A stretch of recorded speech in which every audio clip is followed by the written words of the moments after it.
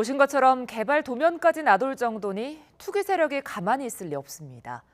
일대 토지 거래는 급증했고 개발 제한 구역마저 싹쓸이 수준으로 매매됐습니다. 김대근 기자입니다. 고향 원흥지구 인근은 논과 밭으로 둘러싸인 시골 마을이 대부분입니다. 이런 지역의 토지 거래량이 급격하게 증가한 시기는 올해 초. 개발 도면이 유출된 시점과 일치합니다. 거래가 가장 집중된 곳 중 하나인 화전동의 토지 거래 건수는 올해 들어 10월 중순까지 110건으로 최근 5년 내 가장 많았습니다. 이 가운데 특별한 호재가 없으면 투자할 이유가 없는 개발 제한 구역 거래가 71건으로 3분의 2에 달했습니다. 지금 아로니아 같이 나와 있기는 해요. 개발 제한 구역이고 3기 신도시 내에 발표된 안에 들어갈 지역에 들어가 있는 게 있어요. 근데 그것도 맹지거든요. 지금은 그게 확실하게 들어가는 지역 같으면 맹지니 뭐 이런 게 의미는 없어요. 수용이 되는 거죠. 그럼 보상이 나오는 거죠. 개발구역 경계선 밖의 인접지역은 거래가 특히 더 몰렸습니다. 개발구역에 포함되면 수용 보상금을 받지만 인접지역은 개발 전후로 더 많은 시세 차익을 기대할 수 있기 때문입니다.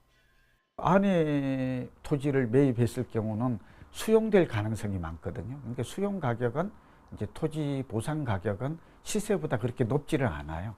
그러니까 시세 차익을 얻기는 좀 어렵고 수용되는 것보다는 수용의 바깥쪽에 있는 것들이 투자 측면에서는 유리할 수 있다. 그거는 상식적. 실제 거래 현황은 어떤지 화전동을 살펴봤습니다. 개발구역에 이렇게 빨간색으로 표시된 상업지구 예정지 바깥에서 거래가 활발했습니다.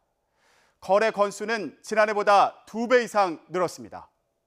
토지 매매가 가장 많았던 용두동 역시 개발구역 경계선 바깥 지역에 거래가 몰렸습니다. 39건 가운데 30건이 경계에 가까운 외곽 지역으로 볼 수 있습니다. 3년 새 가격이 2배 가까이 오른 곳도 있습니다.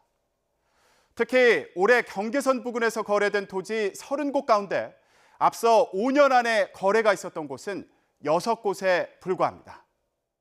올해 같은 경우에는 보니까 경계 부근에 많이 밀집해 있고 신도시의 토지용 계획상 뭐 상업지역이라든가 공동주택이라든가 이런 지역 주변으로 많이 거래된 걸로 보여요. 그 말은 이제 이 도면 자체가 유출되고 나서 뭐 적극적으로 투기 행위가 좀 일어나지 않았나라고 볼 수 있고 거래가 거의 없다가 최근에 이제 거래가 된 거 그런 것들 보게 되면은 이제 신도시 개발 그 계획 자체가 거래에 큰 영향을 미친 거죠.